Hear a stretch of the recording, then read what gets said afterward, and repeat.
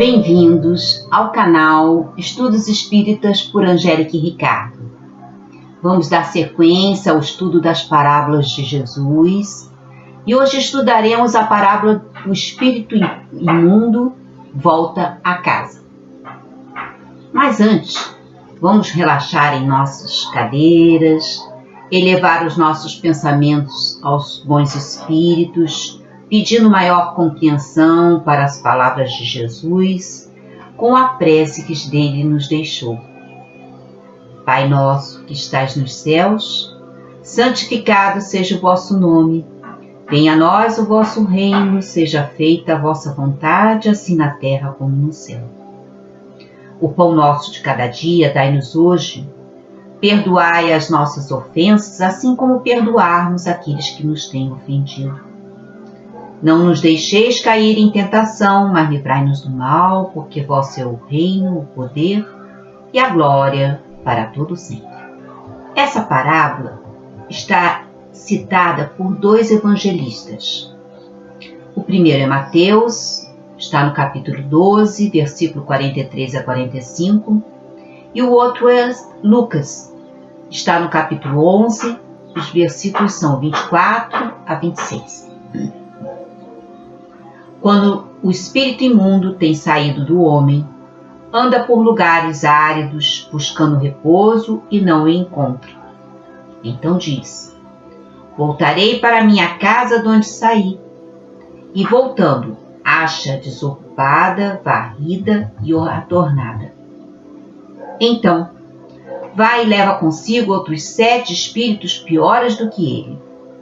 E entrando, habitam ali, e são os últimos atos desse homem piores do que os primeiros. Assim também acontecerá a esta geração má. Conforme Antônio Luiz Saião, em sua obra Elucidações Evangélicas, que nos explica, Jesus, por essa forma, advertia os homens de que estivessem precavidos sempre contra as más paixões, e mais tendências que, repelidas, a princípio, facilmente podem voltar, depois mais intensas e mais tenazes. Como acontece com as enfermidades, relativamente às quais se verifica que as recaídas são sempre mais perigosas. Os espíritos imundos, que influenciam para o mal o homem, são atraídos pelos maus sentimentos. Ora, se o homem limpar sua alma de todas as impurezas e a adornar com virtudes opostas a tais sentimentos, ocupá-la-á o seu anjo guardião, tornando impossível aqueles espíritos fazerem nela morada como antes. Adenauer Novaes, no livro Intérprete de Deus, Jesus, o Evangelho do Amor, nos explica que temer o mau pensamento sem buscar encará-lo, sustentando a convicção segura de não inclinar-se à sua influência no próprio comportamento, é postergar o amadurecimento do ego. Não temer o mal é uma atitude mental a ser perseguida por aquele que deseja alcançar a sua autodeterminação. Colocar foco dos pensamentos no que desejar deve ser alcançado a partir de constantes exercícios na busca de enfrentar e não temer o que tente se impor à consciência. Toda tentativa de desviar ou eliminar pensamentos considerados inadequados deve sempre partir do princípio de sua origem, que sua origem contém algo a ser compreendido e integrado à consciência. Vasculhar a mente para encontrar a origem de tais pensamentos, seja ou não fruto de influência espiritual, deve levar a pessoa a proibições que se transformam em pontos de apoio a condutas socialmente aceitáveis. Não se trata de adotar comportamentos contrários à norma social, mas de entender a razão de sua entrada na consciência, para que o indivíduo se liberte do medo nele contido. Conhecendo o núcleo gerador de ideia, de um lado, quando se tratar de influência espiritual obsessiva, aprende-se a lidar com o mal inferior que o atraiu. E do outro, quando for oriundo de proibições sociais, aprende-se a conhecer os próprios limites que deve ou não fazer. Sempre haverá ganhos em disciplinar os próprios pensamentos, alinhando ideias e escolhendo o que lhe convier colocar em prática. O processo de autotransformação, muito conhecido no Espiritismo, com o nome de reforma íntima, requer certo esforço por parte dos pretendentes à chamada perfeição, condição de espírito puro. Muitos confundem a reforma íntima com o cumprimento de simples regras de etiqueta social, em que se segue politicamente correto e a educação dos próprios instintos. Mas, na realidade, a autotransformação requer o encadeamento de processos de mudança em várias dimensões na vida humana. Geralmente inicia-se numa crise, cuja característica é a insatisfação consigo mesmo, independente das circunstâncias exteriores favoráveis de gozar ou não de boa saúde, boas condições financeiras ou estar seguro de seus haveres.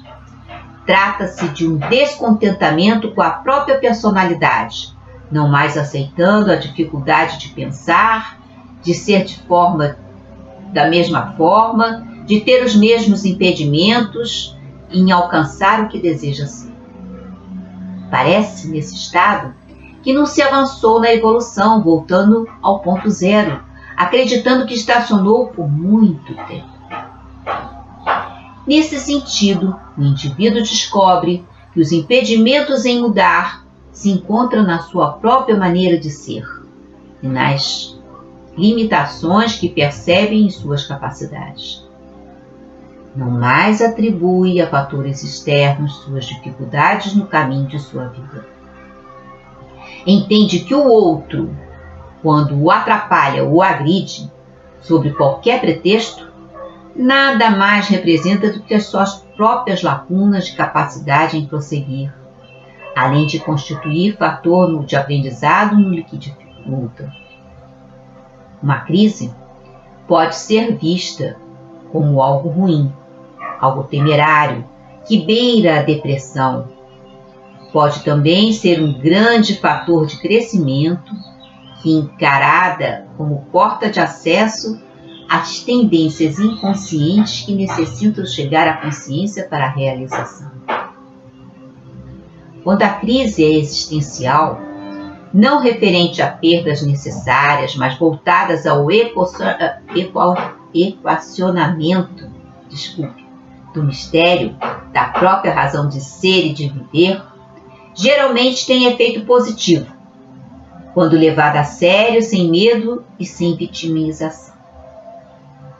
A fala de Jesus pode ser interpretada como a descida ao inferno da própria pessoa para em seguida, após esforço da autotransformação, dele sair mais fortalecida e determinada a vencer as dificuldades. Do livro O Universo Maravilhoso das Parábolas, temos que, além do bom combate em nós mesmos, luta da qual não podemos descuidar, também temos que procurar afastar as más influências, o que requer de nós uma mudança estrutural em nossa vida. Portanto, a vigilância e a reforma íntima nos garantirão a segurança necessária para ficarmos distante do assédio das forças do mal. Os espíritos que nos influenciam negativamente são atraídos pelas nossas fraquezas, pelos nossos maus sentimentos, que tecem fios invisíveis para essa sintonia. É preciso alimentar a casa mental com novo pasto, dando novos nutrientes que sustentarão a vida em bases do amor. Quando o espírito imundo, que tem saído do homem, anda por lugares áridos buscando repouso e não encontra, o espírito imundo que tem saído simboliza as nossas imperfeições humanas, depois de expurgadas pelo esforço renovador que o homem empreende em superar a si mesmo, com isso propiciando o afastamento das entidades menos felizes. O mundo das paixões, em que ainda nos comprazemos, justifica a sintonia com o espírito imundo, a que se refere o evangelista. Sabemos que chega sempre o tempo em que as vinculações menos felizes encontram seu término. No livro Luz Imperecível, no capítulo 62, vemos que são momentos em que o saneamento dos padrões negativos, que por vezes nos acompanham por períodos milenares, encontra o seu ponto final.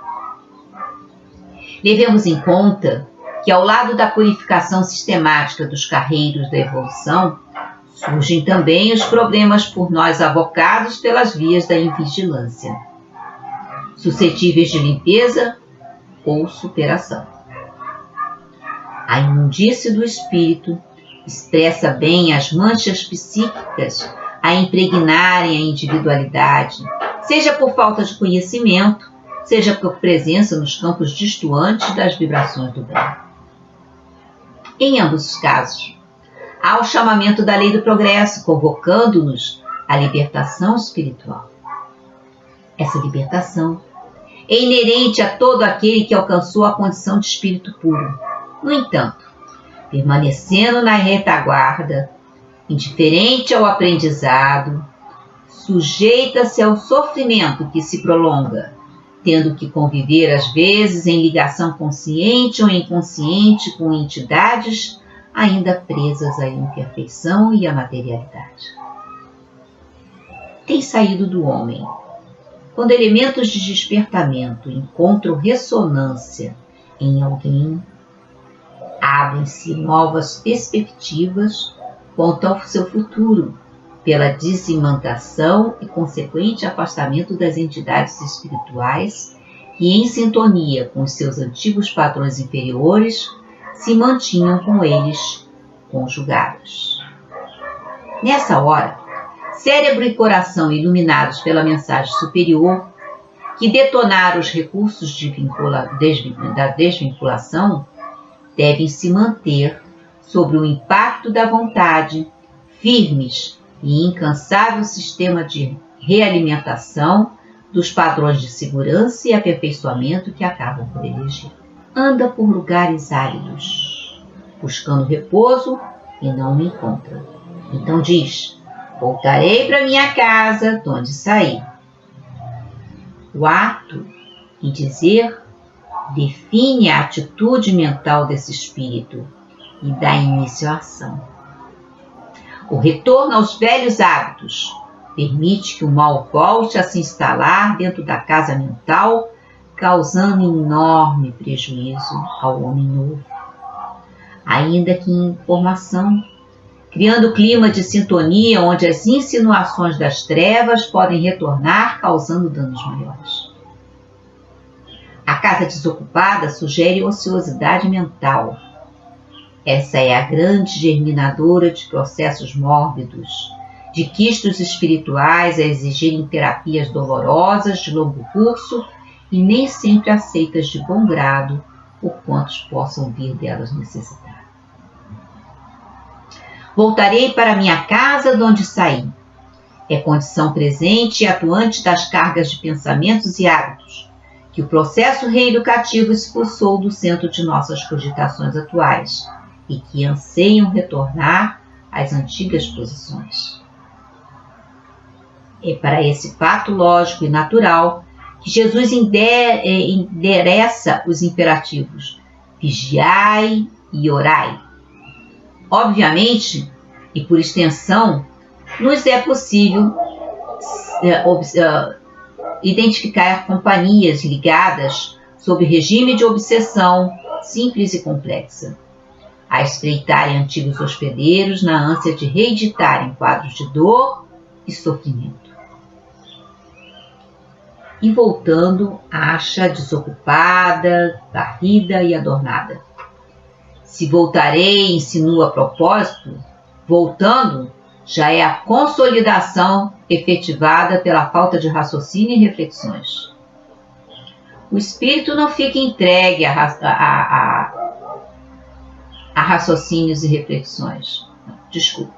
Se voltarei, insinua propósito, voltando já é a consolidação efetivada da falta de vigilância e segurança.